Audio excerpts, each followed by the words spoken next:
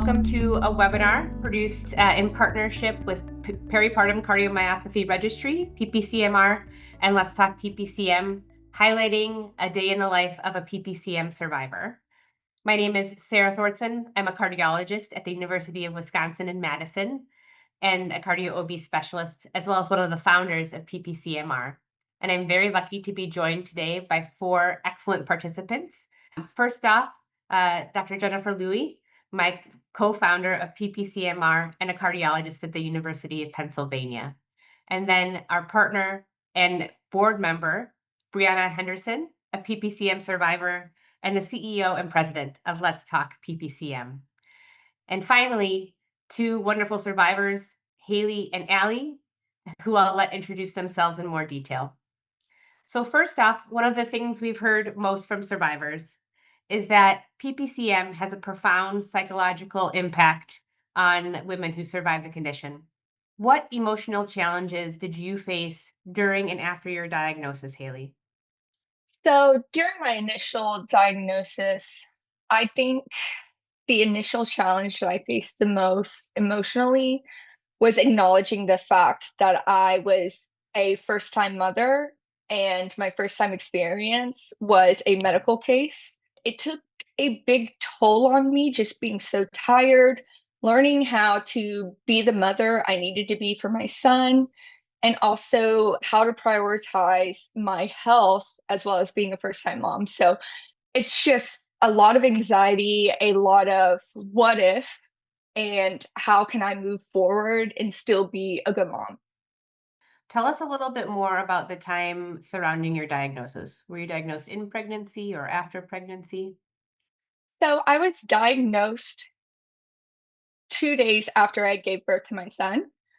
I definitely had a lot of symptoms that I didn't know were heart failure symptoms whenever I was pregnant. I tried to express those things to my doctor, and we still have a great relationship. She saved my life twice actually. During my diagnosis, I really felt anger a lot of the time. While I was sitting in that hospital bed, they wouldn't let me move. My son was sent to the NICU the day after he was born, and I didn't get to hold him for 2 days.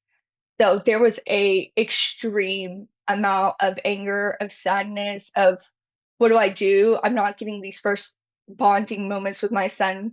I had a C-section and I was unconscious for 12 hours afterwards. So I couldn't do the skin to skin. Just a lot of turmoil and anxiety and regret, even though it wasn't my fault, that I couldn't do what I needed to do as first time mom. I couldn't do what everyone else's experience was. So there was a lot of regret in that. Now that you're a few years out, can you share what helped you work on some of those emotions and some of those experiences? What helped you process them over time? Definitely. I think what really was a turning point for me was a couple of months into my diagnosis. I was up all night, of course, with a newborn, trying to breastfeed, and then had to stop because of all the Lasix I was on. I was looking into a type of group or anything that was around me. And of course, I did a whole deep dive. And finally, I was like, let me just go to Facebook. And then luckily, I was able to find the Let's Talk PPCM group and our survivor support group. And I think that was my biggest turning point. It's really great to see other mothers not going through what I went through, but understanding the experience, understanding how difficult it is, the struggles we all have faced, and them being able to give us some advice and really help. I mean, it saved my life, I'll be honest. I would never have been able to advocate for myself like I'm doing now if it wasn't for our support group. And then as soon as I found the support group, then I got in my research train because more knowledge helps me feel less anxiety. So started reading research documents, figuring out the questions I needed to ask, what I did need to do, what I didn't need to do. So that's really what my main anxiety queller has been. Allie, tell us about your time around diagnosis and what emotional challenges you faced or are facing. Sure. And Haley, thank you for sharing that. It's also so affirming to hear your story because it mirrors mine in so many ways. I think that there's just such similarities with survivors. And if we can Mhm. get this knowledge out there, I hope that we can make a difference. But so this was my second pregnancy, unlike Haley, and it was just so different than my first. I had a relatively uneventful pregnancy, which I know is the dream in many ways. I had so few symptoms with my first daughter. So with this second time around, everything was foreign. I was so out of breath. By my last few weeks of pregnancy, I was literally crawling up the third flight of stairs, and that is where our playroom is. So we spend a lot of time up here, and it, I found myself struggling to do the most basic of tasks. Grocery shopping would just, I'd be spent by the end of grocery shopping.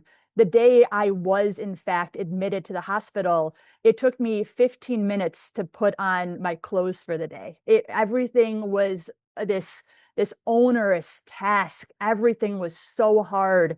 And that last week, I developed a cough, and my aunt was recently diagnosed with walking pneumonia. So I thought, this is unfortunate, but I may have gotten pneumonia from my aunt because I was coughing so frequently, and it was so intense at night I couldn't lie flat. So I was sleeping sitting up. And you talk to other women in your life who have, been pregnant, and because this was so different, I was being told by everyone around me, the third trimester is really hard. Like, I was also out of breath. I also couldn't breathe. I was so tired. I slept all the time. This is normal. And when you're hearing it from family and friends and even doctors, you begin to internalize that, like, this is what people feel. This is normal. This is what it's like to have a baby. And even though everything in my body was screaming, like, this can't be normal. Like, no one feels like this. No one would have children if they felt like this all the time. You begin to, like, play games with yourself and convince yourself that this is what it's like to go through pregnancy. Unfortunately, I didn't listen to all the warning signs. I didn't listen to my body. I listened to everyone around me trying to tell me that this is what the experience is like. So I had a routine OB appointment, and thankfully, my OB took a look at me, and I had developed, like Haley had mentioned, I had become very close with my OB. Like, I actually credit her with saving my life. I got to know her very well. We became friends outside the office, and she knows my personality. And I was sitting on the table and I was hunched over telling her my symptoms, and my voice cracked. And I am not somebody who cries easily. I don't like to complain, but my voice cracked in explaining my symptoms. And I said, I just don't know how I'm going to get through these next 2 months. And thankfully, she sent me to Children's Hospital, and I was hooked up to monitors. And not only did I have PPCM, I also had AFib. So my heart rate was going from 60 beats per minute, jumping to 210 beats per minute. The doctors came in, my jugular vein was literally pulsating out of my neck. They knew very quickly that something seriously was wrong. When they did an echo, my ejection fraction was at 13%. So very, very quickly, I was wheeled into an OR, emergency C-section, and delivered my baby at 31 weeks. And the emotional trauma, something I'm still grappling with, as I'm only 6 weeks out from this experience. Today is actually my daughter's due date. So it's still something that is the backdrop of pretty much everything that is happening in my life right now. But you want to have those first moments, like, you want to be able to hold your daughter, you want to have skin to skin, you want to have those emotional bonds. And I didn't have those for several days. And when I did eventually have them, I felt awful. Like, the journey from I was in the ICU, the journey from my hospital room to the NICU just exhausted me. Unfortunately, for those 2+ weeks I was in ICU, I had very few visits with my daughter, and I think we missed out on those initial bonds. I'm so sorry to hear that. And I think that you're an amazing survivor for being here and sharing it with us. Thank you. Brianna, I think a lot of folks know your story because you're such an amazing advocate and speaker and leader for this community. But if you wouldn't mind sharing kind of what your diagnosis and kind of recent experience around your diagnosis was like, and then what your initial emotional, kind of response to your diagnosis was. Ooh, okay. So with my story, since it's a little bit unique, I know from like most of my heart sisters, because I already had like a history in my files, so it was already something that I was kind of aware of that. Hey, my sister died of a random heart issue that we never found out what it was, but I do know that it was after her having a baby. That's the only thing that I knew. So when I became pregnant the second time around, the first time it was a good pregnancy. I would say it was a good pregnancy. I was a lot younger, so in first pregnancy it just went well. But with the second time around, I did experience a little bit more. I know morning sickness, but my morning sickness stayed all day and up to 9 months. I was just sick the whole 9 months, and I remember my sister actually being sick her whole 9 months as well. But I never put the two and two together. But it wasn't until I felt a flutter in my heart when I was about 30 weeks. Not 30 weeks, I was about 36 weeks. We was at the weekly visits at this point, and I was telling her that, my obstetrician, that I felt a flutter in my heart. And I was like, I know that because I think she had the Doppler on my stomach at the time when I was thinking, should I ask her to check my heart? So I was just kind of like, I don't know if we should ask, because she's not a heart doctor, but I did. And I was like, if you could just check my heart to see, because I said, I just feel like it's something weird going on. And so she thought it was kind of strange. She listened. She said, oh, you have a heart murmur. So I was just like, oh, okay. Well, at least she let me know, okay, it is something I'm feeling. Like it wasn't nothing. It was something. But other than that, we was like, okay, it's just harmless murmur. It's not nothing that seemed bad or anything. And so we didn't worry about it. So I end up having an induction, and the induction end up, I believe, adding to the cause of me hemorrhaging. So I end up hemorrhaging about 10 hours after having my daughter. And from there, it still wasn't anything, no concerning. They had my body upside down for 5 hours just to find out where the bleeding was at. And so, from there, my obstetrician, like when we did find out that my heart was failing, she was scared from that moment, from the hemorrhaging, because she was like, what if, would have flatlined while I was in the OR, like they was trying to, save me in another spot, not knowing that I'm deteriorating in a whole different area as well. And so from that point on, once I did get the initial diagnosis from PPCM, it took me having a shortness of breath that a lot of women experience. I had the coughing, so I had a bunch of fluid overload. I do remember, I want to say I had some swelling, but I did also thought that I was gaining weight because, sometimes moms get happy weight after the baby. And I was like, oh, I didn't gain some weight because I'm so used to being, thin and mini or skinny mini, however, so I thought it was good weight. But yeah, so come to find out, I'm in the hospital. They're letting me know, oh no, you covered in fluid. They done drained like 40 pounds off of me. And so I was like, oh my goodness, I just lost all the weight I thought was heavyweight. But yeah, it was just water or fluid that was on me. And I remember going through a lot of it with my sister, which is how I was kind of aware of like, okay, I just know that whatever they tell me to do, I'm supposed to do it, because it was something that was happening in the midst of our decision making with my sister. She refused the LVAD. Being able to educate myself more as far as like what could have saved her and how did they save me. And so that ended up becoming the story, that I believe that even brought the word out as far as like, we need to talk about PPCM. we lost somebody that was very near dear to my heart, which is why I'm so dedicated to this line of work and advocacy. I'm not just somebody that just came in one day and just like, oh, well, she died, that happened, that happened. I want to do awareness. It wasn't that. It was the fact that I'm emotionally connected, I'm hurting, and I'm healing when I do this work.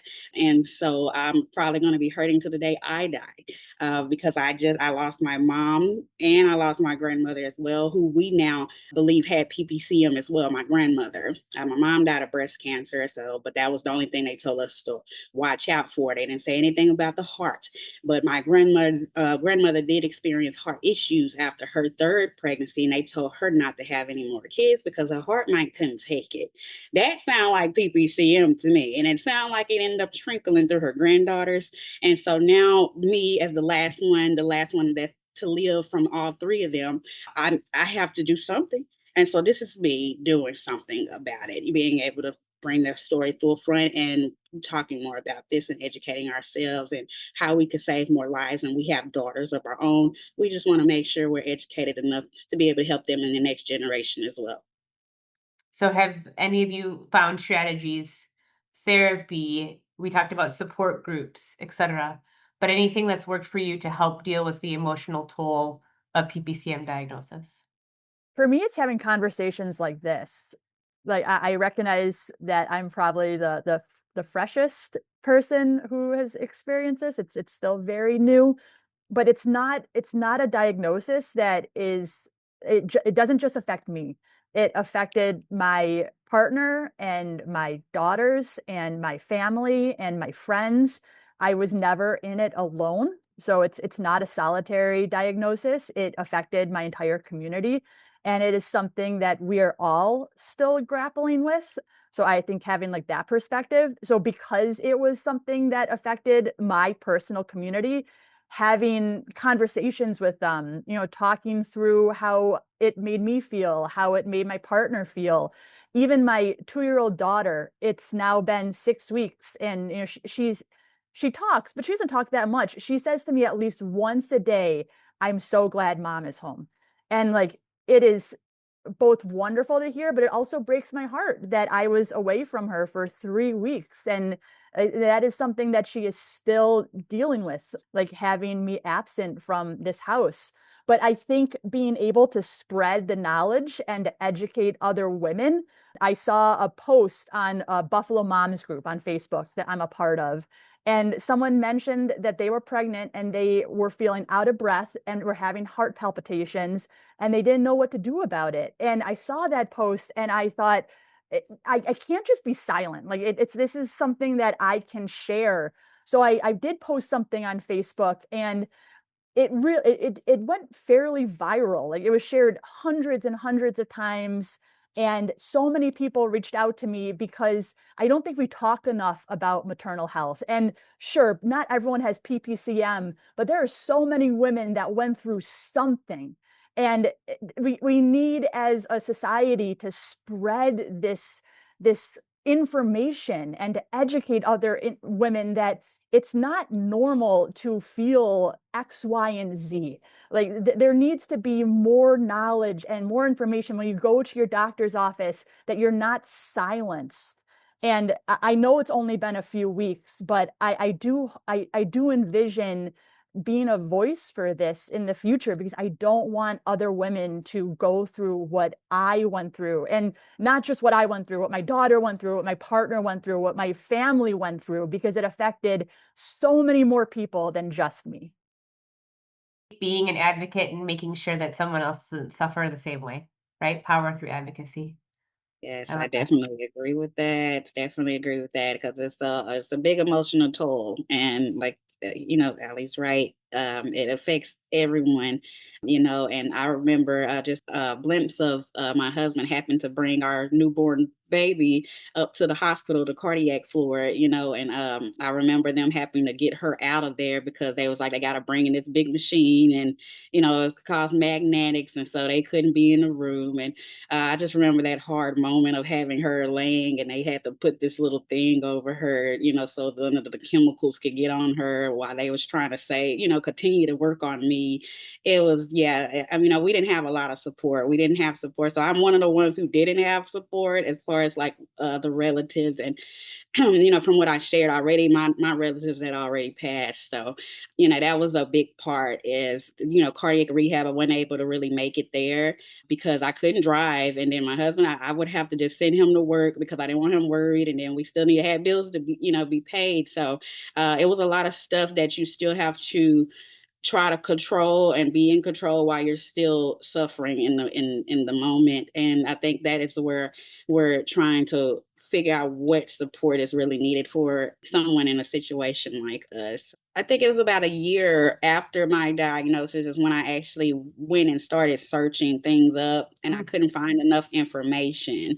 But I think it took a year of loneliness just for me going through it. But from once, because I think the hospital actually did the news article for me about a few months into the diagnosis, because they was filming me with the heart monitor. Well, I had the life vest on and everything, and so that part I think was when I first said yes to them doing the advocacy and talking about it, even though I felt, I was dying in the moment. It's like, well, yeah, if we could save lives, that'd be good. I didn't know that the healing that it was going to bring by me sharing the information, but I did started getting like some small look backs from family members, or you start getting looked at in a weird way because now, oh, what, you bringing this conversation, now you got to keep talking about it, and every year I talk about it. Same thing. I never listened to those people. And I didn't know what God was doing and how he was going to bring this to the light. But I was obedient to being able to spread the word, get my story out there. And God is doing what he does best, bringing us all together. And now we have some solutions that's coming our way for this dreadful condition. I love that. Haley, any other resources that you wanted to highlight that made you feel supported emotionally, either at the time of the diagnosis or in the few years since? I do want to say that I'm a lot like Brianna in the sense of me not having a lot of support, or, when you're a long time survivor like Brianna or myself, if you continue to talk about your diagnosis, it's more or less people feel like you're kind of just being too much about it. I 100% second what Brianna said, and, really talking to other women and mothers on our support group that are so passionate about it, and having, helping other women who know nothing about our disease. So it's extremely uplifting that I could actually find a group that didn't judge me like the outside world did. Were any of you offered mental health resources at the time of your diagnosis? No, No for Haley? not at all. No cardiac rehab either. No cardiac rehab? Yeah, absolutely not. I don't even remember hearing mental at anything. I think it's a lot of empathy that's missing on the medical side of things, and that is the part on that gets also the misdiagnosis, or it may make the mom feel like her anxiety. It may feel like it's anxiety if I'm dreading. I really want to ask you something, or I really want to bring something to your attention, but the way that you've been acting, or the way that you've been maneuvering around me, or our past visits, done made me to have anxiety now, to where I feel like I can't be open with you. I might not be able to trust you. So we want to make sure that we're also advocating with the best teams, or the best teams that have empathy, being able to connect with us, as far as not just wanting a story and actually wanting to do something about it. Brianna, Haley, and Allie, I just want to underscore how impactful you sharing your experiences and sharing these words are, because as a physician, I think 100% the thing that we can do better to help people with peripartum cardiomyopathy is to listen. And to listen so that patients feel heard, they feel respected, and they feel cared for. And bringing it back to the psychological or emotional aspect, making time to listen after diagnosis. I just wanted to share anecdotally that A lot of the women that I've taken care of over the years have, talked about at the time of diagnosis, it can be insert whatever emotion, many of which you've named today, overwhelmed, traumatic, stressed, anger. And I think it's important to hear that and validate that and to refer to mental health resources as needed. And for some people, it may be their family medicine doctor or primary care doctor because they have that long-standing relationship. It could be referring to a therapist or even in some cases a psychiatrist. And we'll put this on the screen, there are national resources that people can call if they feel like they are in crisis or if they feel like they really need help and they can't get it locally. Sarah, I don't know if you want to talk a little bit about the peripartum cardiomyopathy registry and what we're trying to do and how people can get involved. Absolutely. The registry itself is accessed through our website, which is ppcmr.org. And signing up involves entering your email and some basic demographic information, and then reviewing the kind of rules of the registry that are set forth by our academic institution.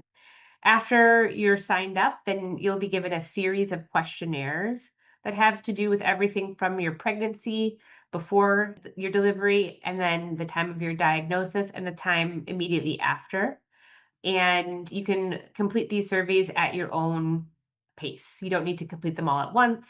And then when that data is entered or completed to whatever extent, then it's stored in a secure online information bank. And we periodically check that information to ask or answer specific questions. So if we're curious, for example, how many women with PPCM who are participating in the registry are treated with XYZ type of medication and for what duration? Those are specific questions that we can look through the data, analyze, and answer. And the first step in creating a standard in how we manage a condition involves figuring out where we are now. And that's been a huge challenge in PPCMs to figure out what people are doing in very different locations in the country, in different care settings, and to kind of figure out what's going on at current state so we can create guidelines to improve everybody to a standard. To use information to improve the care, speed up the diagnosis, and maybe even prevent the diagnosis at some point. So that's the goal of the PPCMR registry. We'd love anyone who's listening to participate. I'd like everybody to end with what they found most helpful in their life after PPCM as a PPCM survivor. My biggest anxiety queller, my biggest, support, everything that has helped me emotionally get through PPCM has definitely been our survivor support group. I'm extremely thankful. I would not know what to do without that support group. I love answering other women's questions, helping them out, and doing everything I can. I'm really excited to move forward and, really advocate more for everyone, all the mothers out there. So we're getting somewhere compared to whenever I was first diagnosed to where it is now. In 2022, I could barely find anything. Now in 2025, I see the registry, we see our support groups. Let's talk PPCM more. Everybody's talking about it, especially on news. Just got on national television shows. So really excited to keep going. And I totally agree with Haley. The having that support group has been so informative, knowing that you're not alone. But also, I feel so grateful that this happened in a time where we have medicine and technology that enables my growth and my like moving away from this condition, like that we have medicines that can treat the heart and improve the ejection fraction. I have like this love-hate relationship with everything that I'm taking. I'm still on my life vest, and though I hate wearing it and it limits your activity, I also feel protected. I know that if something does go wrong, like I have this device that could save my life and make sure that I have a future with my daughters and my partner, and that I know that the technology and these medications did not exist, a decade ago. So to live in a period of time where I have these protections also makes me feel incredibly supported beyond the emotional connection that I have with other survivors and other individuals. Wow, that's amazing. I agree with both of you, my heart sisters. Thank y'all so much. Yes, with the healing process and everything, I think that as being a voice of the condition itself, it's just making sure that moms know that our feelings are valid, our stories are important, they matter, and then being able to also help them, encourage them more as far as being able to use our stories to be able to help uplift someone else, another family. With the heart sensitive thing, what we're noticing is that, oh, we're seeing it a lot more now. But who's taking care of the actual survivors? So it's like, yeah, it's becoming more of a trending and it's becoming more of a hot topic, but what are we actually doing with it? And so that is the thing of trying to make sure. So in my role, as far as advocating, being able to recruit other speakers, being able to, that's dedicated, passionate about what we're doing, and trying to bring as much awareness as we can. We have the awareness out there, but it's still not enough. We still have moms that are still suffering from the condition alone, and my sister will never be here again. And so from that point on, Haley, Allie, I don't ever want you both to feel like you have to be shut out from the world because the world make you feel like, oh, my story, doesn't matter, or it happened last year, or it happened 10 years ago, so it's not valuable anymore. No, that's definitely not true. So just, making sure you all taking care of yourself mentally, emotionally, and even if we do, if we have the support group as well. But even sometimes the support group can be overwhelming. So, just making sure that, you're entwined to what you feel and going off what you feel is best for you. And that, I, pretty much think things can get a lot better later. And I'm going to end with a thank you from both PPCMR and Let's Talk PPCM.